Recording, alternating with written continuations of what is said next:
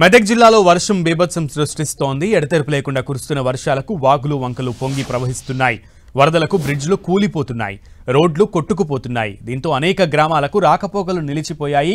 మెదక్ జిల్లా శివారులోని పుప్పాల వాగుపై వంతెన కొట్టుకుపోయింది. దీంతో శివాయిపల్లితో పాటుగా 5 గ్రామాలకు రాకపోకలు నిలిచిపోయాయి. దీనిపై మరింత సమాచారాన్ని మా ప్రతినిధి పివి రావు అందిస్తారు.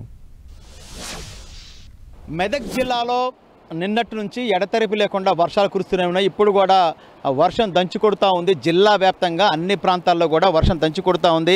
ఈ యొక్క వర్షాలకి వాగులు వంకలు పొంగి పొరులుతున్నాయి. మనం ఇప్పుడు ఇక్కడ పుష్పాల వాగు, మెదక్ శివారు ప్రాంతంలో పుష్పాల వాగును చూస్తున్నాం. ఈ వాగు ఉధృతి చూస్తున్నాం. ఈ వాగు ఉధృతికి నిన్న ఈ స్థాయిలో ఒక స్థాయిలో వచ్చినటువంటి వరద కొంత తగ్గుముఖం పట్టిందని చెప్పుకోవచ్చు. కానీ మరలా ఉదయం నుంచి ఇప్పుడు చూస్తే మాత్రం వరద ఉధృతి గంటకి ఇక్కడ పెరుగుతూ ఉంది. ఈ యొక్క వరద ఉధృతికి ఇక్కడ మొత్తం ఆ బ్రిడ్జి కూడా కొట్టుకుపోయింది. ఈ బ్రిడ్జి కొట్టుకుపోవడంతో అక్కడ శివాయిపల్లి ఏదైతే మనం చూస్తున్నట్టు దూరంగా ప్రజలు మనకి కనిపిస్తున్నారు. ఆ రోడ్డులో దూరంగా కనిపించిన ప్రజలు ఏదైతున్నారు శివాయిపల్లి వాసులు. ఆ శివాయిపల్లితో పాటు 5 గ్రామాల ప్రజలకి రాకపోకలు మొత్తం పూర్తిగా మెదక్కి నిలిచిపోయాయి. మనం ఇక్కడ చూస్తున్నాం బ్రిడ్జి మొత్తం కూడా ముందుకెళ్లే ప్రయత్నం చేద్దాం. వినోద్ చూపించే ప్రయత్నం చేస్తూ ఉన్నాడు. ఇక్కడ బ్రిడ్జి మొత్తం కూడా కొట్టుకుపోయింది. ఈ కొట్టుకుపోవడంతో మొత్తం రాకపోకలు గ్రామానికి సంబంధించినటువంటి 5 గ్రామాల రాకపోకలు మొత్తం పూర్తిగా నిలిచిపోయాయి.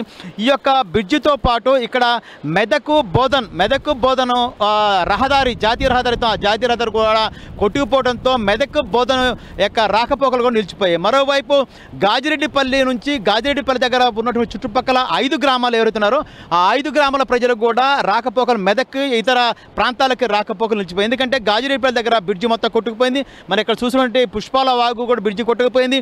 ఒకవైపు ధూప్ సింగ్ తండా మొత్తం కూడా జలదిగ్బంధంలో చిక్కుకుంది. జలదిగ్బంధంలో చిక్కుకుంటే వాళ్ళందరూ కూడా పునరావాసం తరలించారు. అదేవిధంగా రాష్ట్రంలోనే అత్యధిక వర్షపాతం నమోదైన సర్దన ఏదైతే గ్రామం ఉందో ఆ గ్రామంలో 3000 మంది రాత్రి 11 గంటల ప్రాంతంలో మెదక్ తరలించారు. మెదక్లో ఫంక్షన్ హాల్లో షెల్టర్ ఏర్పాటు చేసి వారికి అక్కడ భోజన వ్యవస్థ ఏర్పాటు చేశారు.